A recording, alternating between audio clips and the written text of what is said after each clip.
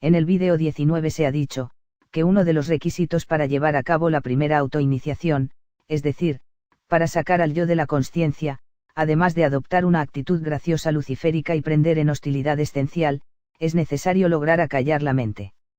Bueno, los dos requisitos anteriores resultan evidentes para aquel que ha leído los textos gnósticos, pues tanto la gracia luciférica, como la hostilidad esencial, son cualidades que el Virya exhibe de manera natural, gracias a que el espíritu se hace presente en la personalidad de ese pasú. Pero, eso de acallar la mente, pareciera ser un requisito inventado por el hacedor de estos vídeos, con el fin de hacer puesta de sentido al que siga sus planteamientos con respecto a la autoiniciación. Pareciera, repito, un placebo para que sea la mente la que termine dando al practicante la apariencia de haberse autoiniciado. Puedo asegurar que no es así, y enseguida explicaré el porqué. En realidad, la intención de acallar la mente, surgió como una necesidad al llevar a cabo la meditación en dirección al yo. Durante la práctica de tal tipo de meditación, no podía evitar que los pensamientos se atravesaran, distrayéndome y llevándome así a la frustración.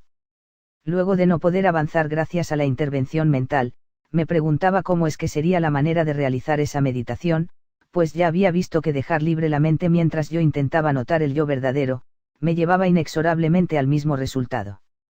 Intentando resolver, la manera en que llevaría a cabo la meditación en dirección al yo, llegué a la conclusión de que sería necesario acallar primero la mente, cosa que al principio se antojaba imposible, pues hasta ese entonces, era la mente el timón de todo cuanto me definía existencialmente, no podía concebir un proceso en el cual la mente quedara excluida, ni siquiera podía imaginar cómo ello podría llevarse a cabo, pero sucedió. Continuaba preguntándome cómo es que debía meditar, y la respuesta era siempre la misma, acallar la mente. Luego de llegar siempre a la misma conclusión, debía planear la manera de cómo podría llevar a cabo semejante cosa, si ni siquiera podía ser consciente de cómo podría ser eso. Y fue bajo esta última reflexión que obtuve la respuesta: sabía que no podía ser consciente del yo si seguía siendo consciente de todo cuanto la mente arrojaba. Al igual que cuando se es consciente de las cosas del mundo fenoménico, los pensamientos que son producto de la esfera de sombra, requieren también la atención consciente para hacerse presentes, para aparecer, es decir, es la conciencia la que los trae al presente, o más bien dicho, es el acto mismo de ser consciente de algo, lo que llamamos presente. Deduje entonces, que para acallar la mente, debía dejar a la consciencia fija. ¿Fija en qué? En nada. Pero, ¿cómo sería eso, si la consciencia aparece gracias a ser consciente de algo? Hasta ese punto parecía que me había topado con un callejón sin salida, pero fue el esquema del encadenamiento espiritual, que se exhibe en los fundamentos, el que me hizo caer en la cuenta de que no es lo mismo pensar que ser consciente. La consciencia es solo la potenciación de la psique, no la potenciación de un símbolo emergente en específico. Es decir, la consciencia no trae al símbolo al presente, sino que es la potencia del espíritu la que lo impulsa hacia la esfera de luz, lo impulsa a ser un fenómeno consciente. El símbolo emergente se dirige en dirección a la consciencia, y es cuando el símbolo surge que se es consciente de él, pero no antes. Hay entonces una preestructuración de tal símbolo. Tal preestructuración es lo que llamamos pensamiento, y que se lleva a cabo en un lugar de la psique, al que los fundamentos llaman esfera de sombra. A lo que quiero llegar con esto, es que noté que la esfera de consciencia no se basa en la aparición del símbolo, sino solo en la potenciación de la psique. El espíritu está ligado a la psique, y el contacto de esos dos factores es la esfera de consciencia.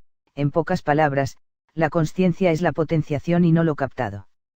Llegando a tal conclusión, las preguntas serían entonces: ¿habría consciencia si no surgiera un símbolo emergente?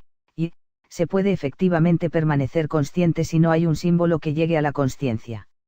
Solo había una manera de saberlo, y de ser así, es decir, si lograba permanecer consciente sin la percepción de ningún símbolo emergente, entonces, eso que llamamos presente, que se da cuando se es consciente de un símbolo, sería un presente ficticio, siendo la consciencia misma lo que sustenta el verdadero presente.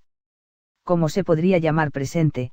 Únicamente al instante de la aparición de un símbolo emergente, pero al que la consciencia esperaba ya desde el presente actual, que es la consciencia misma.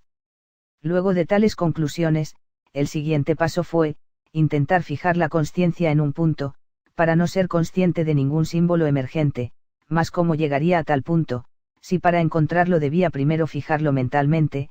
es decir, tendría que tenerlo presente, sí, en ese presente ficticio, que da la aparición de un símbolo emergente. Primero debía ser capaz de controlar la consciencia para poder controlar la llegada de todo símbolo emergente, y no permitir que el símbolo se apoderase de la consciencia como lo hace comúnmente.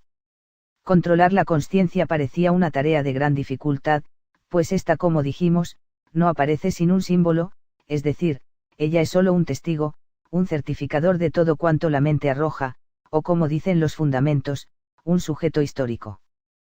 ¿Cómo engañar a la mente? ¿Cómo evitar que lanzara símbolos emergentes?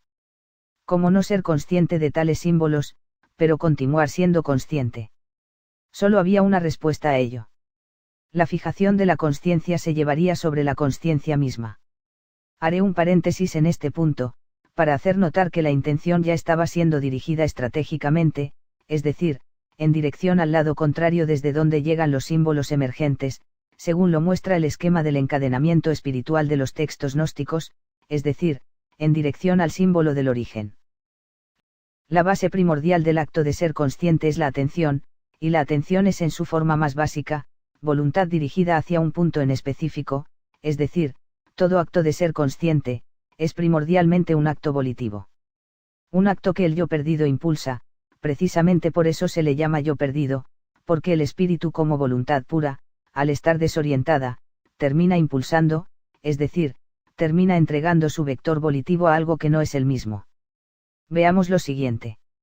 La voluntad es en su forma más pura un vector potencial, y la potencia pura es el espíritu mismo, es decir, un vector potencial es una mirada gnóstica. Lo que me disponía a hacer al intentar acallar la mente, era básicamente usar la voluntad en su forma de potenciación consciente, para evitar ser consciente de algo más. Despejar el terreno para que la orientación que es la gracia luciférica, apuntara hacia el símbolo del origen, y la hostilidad me disparara en esa dirección. Acallar la mente es entonces, fijar la conciencia. No pensar, es evitar el ser para intentar existir. Y digo para intentar, porque no solo de acallar la mente se atraviesa el símbolo del origen. Para la forma práctica de acallar la mente, se debe comenzar desde la atención, la cual es la forma más básica de consciencia. La atención es el instante anterior al proceso de decodificar un fenómeno exterior o un pensamiento estructurado en la esfera de sombra. La atención es el gancho, la puerta abierta para que algo entre en la consciencia, la intención primera que precede al acto de poner sentido. Para que algo cobre sentido, primero debe llegar a la atención. Se debe entonces, poner la atención en la consciencia, pero no en lo que ella capte, sino en la facultad misma de ser consciente, una atención que lleve a la simple contemplación de la consciencia siendo consciente. En un principio esto será muy difícil, pero con la práctica se convertirá en algo de fácil acceso, y que luego de la autoiniciación quedará como una facultad permanente, pues para entonces, la voluntad recuperada que llamamos el yo, habrá tomado el timón, y podrá hacer a un lado la mente porque es voluntad pura, y lo hará con el fin de escucharse a sí mismo. Cuando el virya despierto acalla la mente, lo hace para evocar el recuerdo de sí, para orientarse y notar el yo verdadero, en pocas palabras, para llevar a cabo la gnosis. Y nada puede hacer la psique álmica contra ello. Pero todo esto no responde el por qué se asegura que acallar la mente es un requisito para autoiniciarse.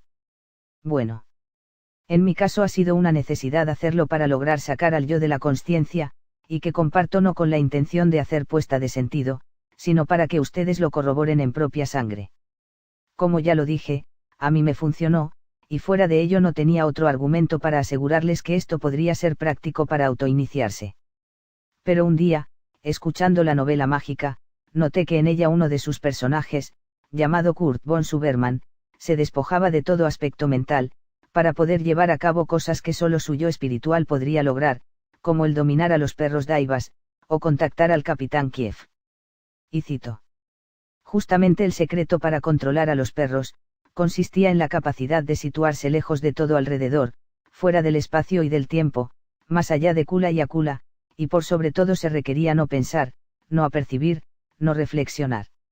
Luego de leer esto, corroboré que lo que yo había desarrollado, es una facultad del despierto, pues en todo acto en que deba intervenir el yo, el virya allana primero el camino, es decir, para que el yo verdadero pueda manifestarse, primero hace a un lado a la psique, hace a un lado la ilusión que no le permite ver de verdad. Acallar la mente, es entonces, como ya vimos, una clara facultad del virya despierto, independientemente del cometido esotérico que se disponga a realizar, es decir, para llevar a cabo cualquier encomienda en la que deba intervenir el yo teúrgico, el acto con el que el virya despierto comienza, es siempre dejar a la mente en segundo término. Pues de no ser así, solo se conseguirá interactuar dentro de los alcances de la propia mente, es decir, aún se estará actuando conforme a la limitada libertad que la ilusión de Maya permite. En pocas palabras, si no se es capaz de evitar la influencia que la psique hace sobre la voluntad consciente, no se puede lograr acceder al potencial propio, con la intención de liberarse volitivamente.